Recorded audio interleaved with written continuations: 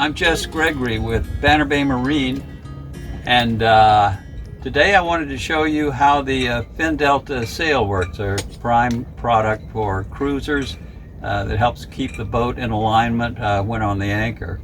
This is the FinDelta sail, and as you can see, it's got a fin here and two delta wings here. So how does the FinDelta work?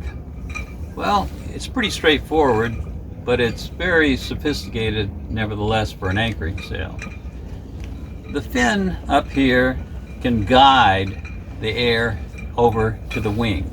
On the one side, if your boat is drifting this way, that's good, because that means the air is being pushed or pushing the boat, the stern of the boat, back in alignment. On the other side, if you think about it, this same fin is cut off the air to the other wing. So what's happening there? You get a low pressure system. So on one side it's pushing the stern back in alignment, and on the other side it's pulling the stern back in alignment. That makes the sail very effective, and it's especially effective early in the swing before the momentum can build.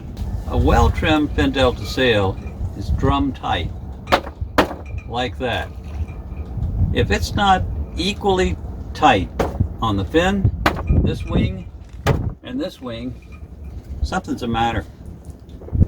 There's two common problems for people who are first stringing the sail up. The first one is that they have different line lengths for the wings. So what does that do? That's a line that goes maybe from the stern cleat up to the wing of the sail. If it's only 3 or 4 inches different on one side than the other, that would cause the sail to be canted. So now you're trying to trim a canted sail. That doesn't happen with a normal jib or a Genoa, because it's actually sort of operating in 2 planes, but we have a 3-dimensional sail. You don't want to cant the sail. So make sure that each line, whether it's going to a stern cleat or to another spot on your boat, make sure that it's the right length. The second and the most common problem that people have is trimming the sail forward. They find a convenient spot on the boat, and they just attach the fin to that convenient spot. Unfortunately, if that spot's a little too high, then you get a wrinkle like this. If it's too low, you get a wrinkle like that. If it's just right, then you get that drum that you want.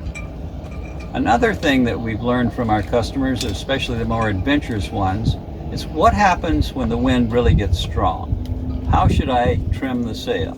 Well, there's 2 things you can do. The most common solution we hear from our customers is tighten the halyard. That pulls the sails firmer and keeps it operating the way you want it to. But suppose a big gust comes. What happens then? Is it going to be too much back pressure? Actually, the sail in a large gust just gives a little and then springs back. And it'll give again and spring back. So let's do a quick review. To make your sail stand up straight, be sure each line to each wing is exactly the same length. Once you've determined this, put a loop or a clip in the end of the lines where they will be attached to your stern cleats, your arch, or wherever you are securing the sail. By the way, leave the lines on your FinDelta when you return it to the sail bag. They'll be ready to go without any adjustments when you use it the next time. You want the fin to be flat, like a knife blade. The fin directs more air to the windward side. This pushes the stern back in line immediately. To gain peak performance with a smooth fin, move the trim line up and down until the wrinkles disappear. That's the perfect trim angle you're looking for.